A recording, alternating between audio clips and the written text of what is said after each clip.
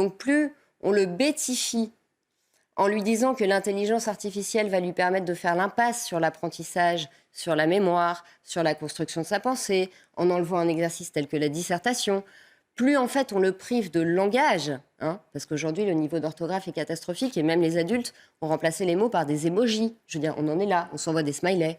On pense avec des mots. Donc ça affaisse le psychisme. Et donc ça fait une masse indifférenciée, et cette masse indifférenciée n'est même plus en capacité, quelque part, d'être dans la démocratie. Alors, je ferai un lien qui vous semblera peut-être audacieux, ou peut-être exagérément audacieux, mais qui dit virtualisation, dit désincarnation. Qui dit désincarnation, et là, c'est là que le lien audacieux apparaît, la théorie du genre, dont on parle souvent ici autour de cette table, qui est une question qui m'obsède, mais qui en obsède plusieurs, je crois. Aujourd'hui, elle est très présente dans l'espace public. Comme si on voulait une volonté de déconstruire jusqu'à la dissolution le masculin, le féminin, comme si on voulait le déconstruire, même ça devient un projet politique chez Mme Rousseau, qui souhaite un homme déconstruit.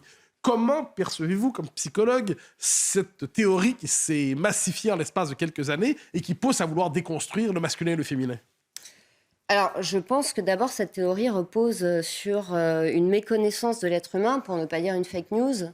C'est-à-dire que les besoins physiologiques, psychologiques et spirituels de l'être humain sont aujourd'hui niés, méconnus, y compris par certains médecins. Autrefois, les médecins faisaient leurs humanités, donc ils avaient une anthropologie. Aujourd'hui, on veut se raconter que tout est possible. Donc, à partir du moment où l'être humain a décidé de renégocier les conditions de son existence, c'est Sisyphe. Il met toute son énergie à aller en arrière et à répéter sans cesse le même, au lieu d'accepter ce roc biologique de la différence des sexes, à partir de laquelle il va pouvoir créer et construire quelque chose, élaborer son féminin ou son masculin. Donc, c'est une méconnaissance et, accessoirement, c'est une haine. C'est-à-dire que moi, en tant que femme, je n'ai absolument pas envie qu'on vous déconstruise plus. Je pense que vous l'êtes suffisamment et qu'on a plutôt besoin d'hommes beaucoup plus verticaux qui prennent pleinement leur place dans leur pouvoir de masculin. C'est-à-dire que le pouvoir du féminin n'est pas le pouvoir du masculin. Le pouvoir du féminin, c'est l'unité, c'est l'intériorité. Le pouvoir du masculin, c'est la dualité, c'est l'extériorisation.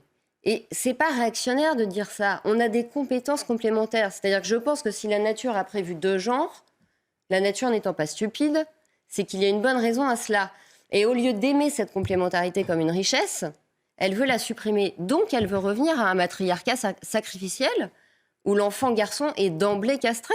C'est-à-dire que la seule réponse qu'elle a à la domination patriarcale d'il y a 150 ans, c'est la vengeance sur les hommes par la castration. Je pense que c'est une régression psychique.